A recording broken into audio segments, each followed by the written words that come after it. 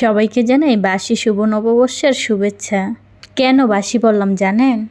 সবার পহেলা বৈশাখ শেষ হয়ে গিয়েছে আরও 2 দিন আগে, আর আমি ভিডিও আপলোড করলাম আজকে। তাই আমি সবাইকে বাসি শুভ নববর্ষ জানালাম। সময়ের অভাবে ভিডিওটা এডিট করে ভয়েস দিয়ে ছাড়তে পারিনি, কিন্তু ভিডিওটা কিন্তু নববর্ষরই। সব কিছুই পহেলা বৈশাখ উপলক্ষে আয়োজন করা হয়েছে। এখন এতটাই ব্যস্ত থাকি, চাইলেও যেদিনকার ভিডিও ওই দিনকে ছাড়তে পারি না। তারপরেও যে সময় করে ভিডিওটা এডিট করে ছাড়তে পেরেছি, তাতে আলহামদুলিল্লাহ।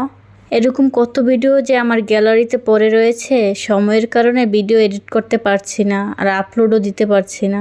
তার কারণে পেজের অবস্থা অনেক খারাপ, না কমেন্ট পড়ে, না ভিউ হয়, না কোনো কিছু হয়। আগে আমার পেজটা কত সুন্দর ছিল, ছাড়ার সাথে সাথে হাজার হাজার ভিউ হয়ে যেত, আর এখন 100 ভিউ হতেই কষ্ট হয়ে যায়।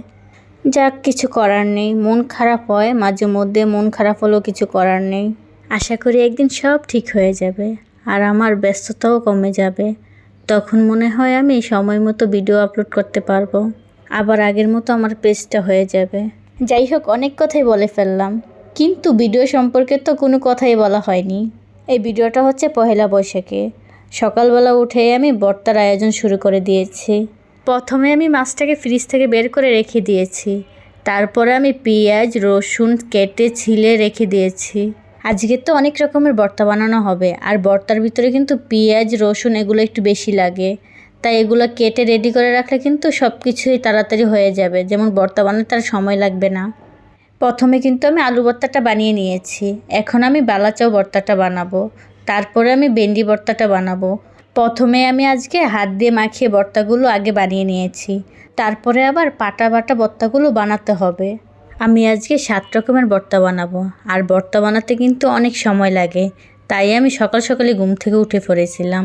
উঠেই আমি সব কিছু কেটে রেডি করে রেখেছিলাম। তারপরে সকালে নাস্তা বানিয়েছিলাম। নাস্তাটা খেয়ে আমি সব আয়োজন শুরু করে দিয়েছি। আমি কিন্তু প্রথমেই শুকনো মরিচ ভেজে নিয়েছিলাম, তার সাথে কালিজিরা রসুন পেঁয়াজ এগুলো ভেজেছি। আরও আমি বাঁশপাতা চেপা আর ভর্তা বানাবো, তাও ভেজে নিয়েছি। আর ওই ভর্তাগুলো বানানোর সময় আর ভিডিও করিনি। হাত দিয়ে মেখে যে ভর্তাগুলো বানিয়েছি ওটার ভিডিও করেছি শুধু। হাত দিয়ে মাখিয়ে ভর্তাগুলো কিন্তু আমি ফ্রিজে রেখে দিয়েছি, কারণ কাঁচা পেঁয়াজ দিয়ে ভর্তা বানালে কিন্তু তাড়াতাড়ি নষ্ট হয়ে যায়। তাই আমি বানিয়ে ফ্রিজে রেখে দিয়েছিলাম। এই তো আমার কিন্তু সব কিছু রান্নাবান্না শেষ। এর মাঝে কিন্তু আমি পাটা বাটা ভর্তাগুলো করে নিয়েছি, আরও সাথে বেগুন ভাজা ইলিশ ভাজা এগুলো করে নিয়েছি। শুরু করেছিলাম সকাল 7টা থেকে, আর শেষ হয়েছে দুপুর 12টায়।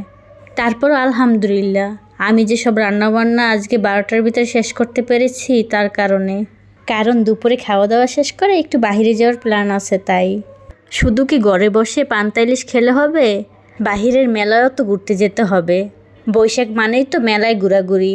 আগে ছোটোবেলায় কত গিয়েছি মেলায়, আর এখন বড় হওয়ার পরে আর কিন্তু মেলা যাওয়া হয় না। এর মাঝে কিন্তু আমি রান্নাবান্না শেষ করে গোসলও করে নিয়েছি। গোসল করে এখন আমরা দুপুরের খাবারটা খেতে বসে পড়েছি, আমি আর আমার মেয়ে। আমি তো আমার প্লেটে অনেক রকমের ভর্তা আর ইলিশ মাছ দিয়ে সাজিয়ে নিয়েছি, কিন্তু আমি একটা জিনিস নিতে ভুলে গিয়েছি। সেটা কোন জিনিস যেটা আমি নিতে ভুলে গিয়েছি? যদি আপনারা বুঝতে পারেন তাহলে কমেন্ট করে জানাবেন।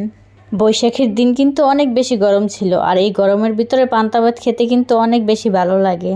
পান্তা ইলিশ খেতে খেতে আজকের মতো আমি আপনাদের কাছ থেকে বিদায় নিয়ে নিচ্ছি। আল্লাহ হাফেজ, আসসালামু আলাইকুম।